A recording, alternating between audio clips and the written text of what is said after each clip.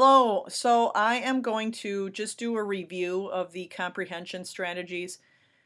You probably learned these your freshman year, um, and you may have also talked about them in your sophomore year as well. So this is the SQuID VPAC. Some of you are like, I don't know what you're talking about. Well, that's okay. So basically, here's the gist. When you read, you should be reading for comprehension. That means you should be reading for understanding. And there are certain strategies that you can use that help you to remember what you're reading. And so if you use these strategies as you read, you will do a better job not only understanding what you read, but remembering what you read. There's a lot of them, but there's this acronym, SQuID VPAC.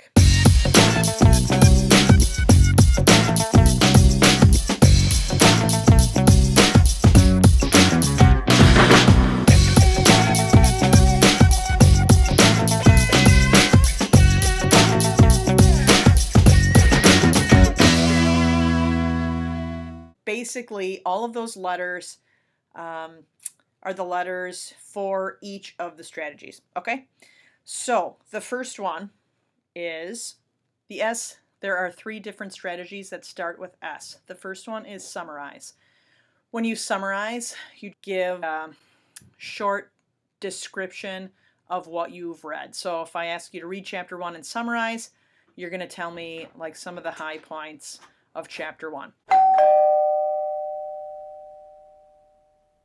Synthesize is the next one, and when you synthesize, you basically, as you continue to read, your schema, which is the understanding that you have in your head, it changes because you get new information.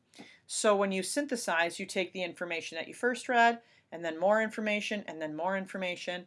That more information can come as you continue to read the same text, or it could be that you're reading a text, say, about schizophrenia, you're watching a movie about schizophrenia, and then you read an article about schizophrenia. You take all that information, you synthesize it, and then what do you know about schizophrenia? So that's synthesizing.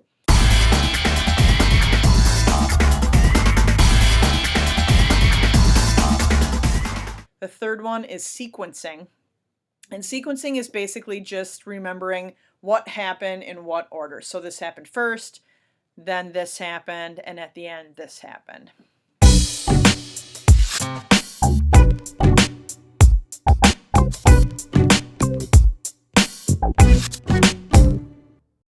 Q is questioning, and whenever I ask students to write down a question that they have about the text, very often they think that I mean, what did you not understand about the text? And that's not what questioning is. Questioning is like, all right, if I'm reading a book, like we have a book about this guy and girl that are dating, and the guy is verbally and physically abusive. And so my question might be, why would she stay with him? Like after the first time he hit her, why would she stay? That's a question. You could also ask, like, why did the author end it that way? I feel like it should have happened this way. So that's a question. You can question about a lot of things. It doesn't mean you don't understand what you read. It's just you're kind of expanding on the text. All right.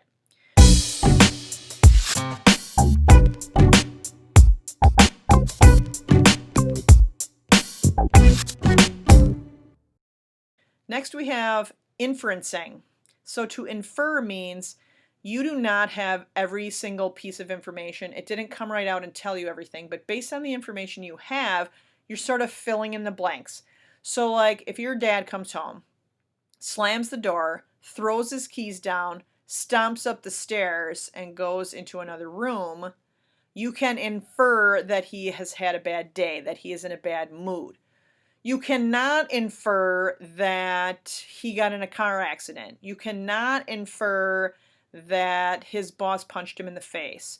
You can't infer those things unless you have other information leading up to that that would cause you to believe that. But you can't just pull stuff out of the air and be like, this is what I think. So when you infer, you take the information that you have and you kind of fill in the blanks with what makes sense. And sometimes you're right, and sometimes you're not. and that's okay.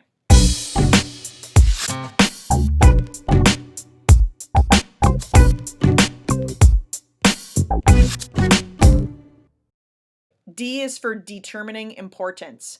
So oftentimes when you read a text, and very much so when you are reading a nonfiction text, but this happens in fiction as well, you get a lot of information and not all of it is important. So you need to determine what is important and what is not important. It might be interesting, but not necessarily important. So if we're reading an article about Adam Sandler and it's about how he rose to fame in the comedy world. If that article then talks about he's married and has 2 kids and what their names are, that's interesting, but it has nothing to do with him rising to fame in the comedy world. So that's interesting, but not necessarily important. So D is determining importance.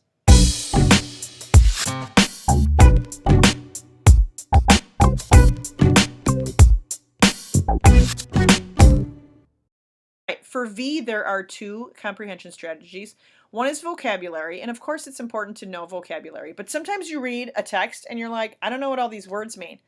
So the vocabulary strategy is figuring out which vocabulary you need to figure out and which vocabulary you don't, because, right, most of you have read To Kill a Mockingbird. There's a lot of new vocabulary in there that you've never heard before. There's a lot of vocabulary in there that I had never heard before. And if you stop and look up every word you get to, wow, that creates for a very unpleasant reading experience. So what words keep coming up? What words are, if they're explaining something really important and they have a word in there, then you might need to look it up. All right. So that's the strategy of vocabulary. Which ones do I really need to know right now? Visualize is the other one, and that is for you to create a picture in your head of what is going on. It's not just about seeing, but it's kind of like if you're reading a fiction book, like we're reading Bang right now. If you're reading that, you should visualize what does it look like? What does the house look like? When he's talking about the front porch, what does that look like to you? What color is the house? What does man look like? What does Keeley look like? What do they sound like when they talk? If you're reading a book and you're reading it all monotone, like, then he ran up onto the porch and shot Jason. And I said, oh my God, my brother's been shot. If you're reading like that, I mean, that's like a highly intense scene from the book. And so if you're reading it all monotone, that's lame. So part of visualizing is hearing what it would sound like if there was this film playing out of what you're reading. If you went into a movie and it sounded like that, you'd probably get up and leave. I would hope you would, or at least take a nap. So we don't want your reading experience to be like that. So you got to visualize in your head, what does it sound like when this situation is going on?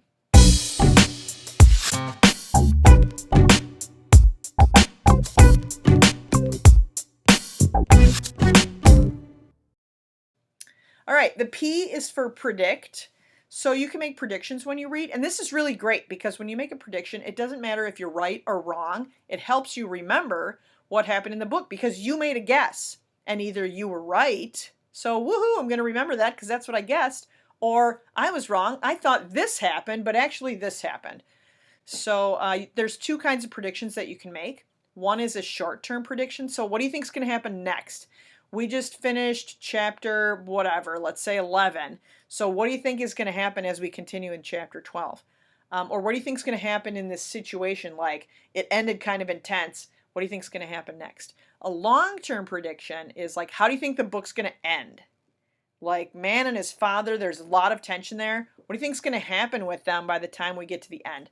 Man and Keeley are really good friends. What do you think is going to happen with them by the time the text ends? Those are long-term predictions.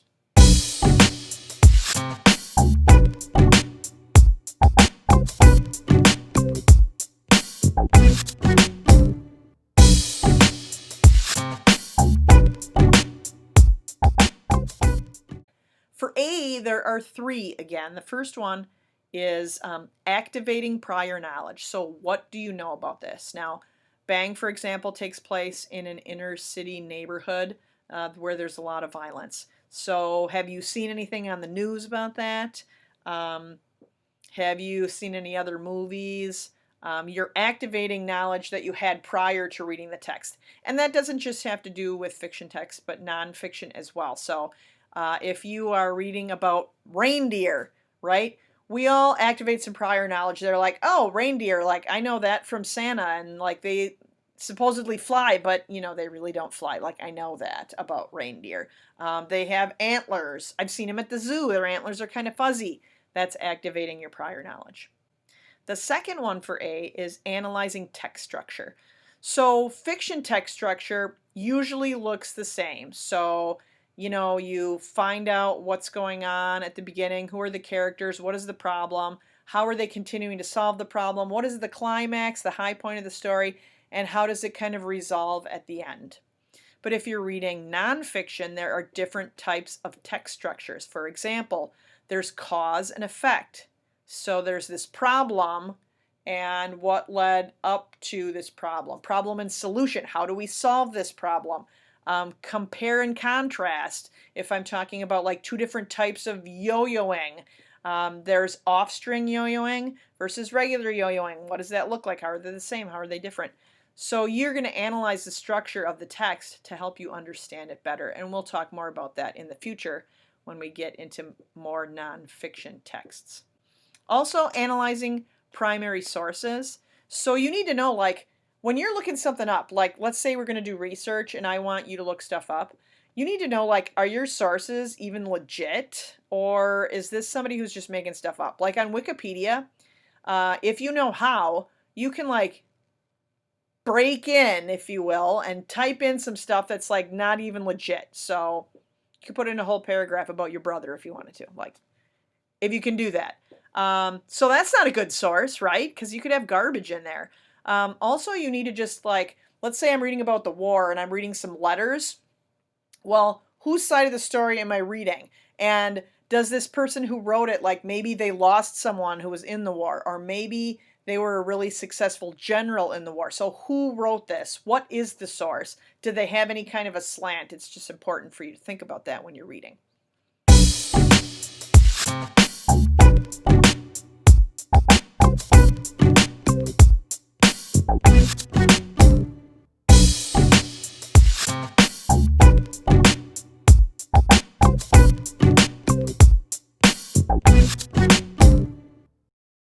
Last but not least is the strategies that start with C. The first one is connections.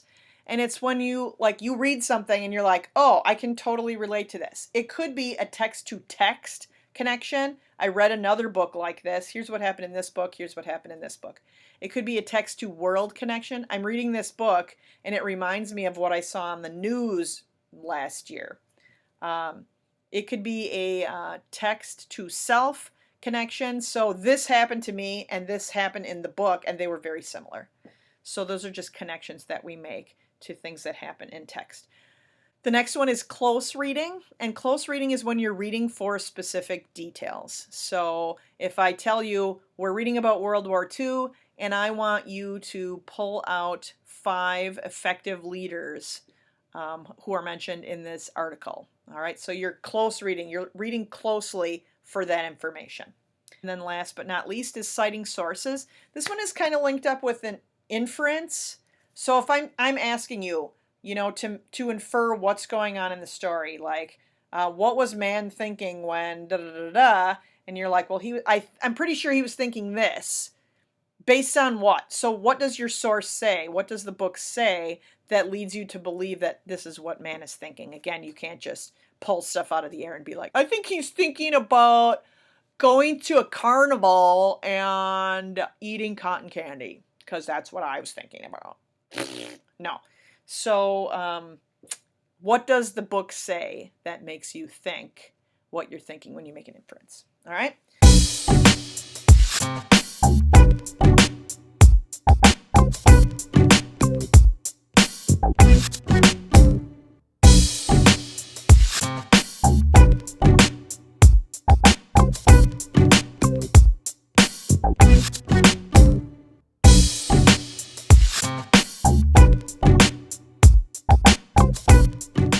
So those are the comprehension strategies. Wow! And again, if you need to go back and look, I've got little notes on here that'll help you. But we'll be talking about these throughout the school year, whether we're here or virtual. You are going to need to talk about these comprehension strategies. So if you have questions, you shoot me an email and let me know. For now, you just need to fill in those notes. All right? Take care, friend. Bye.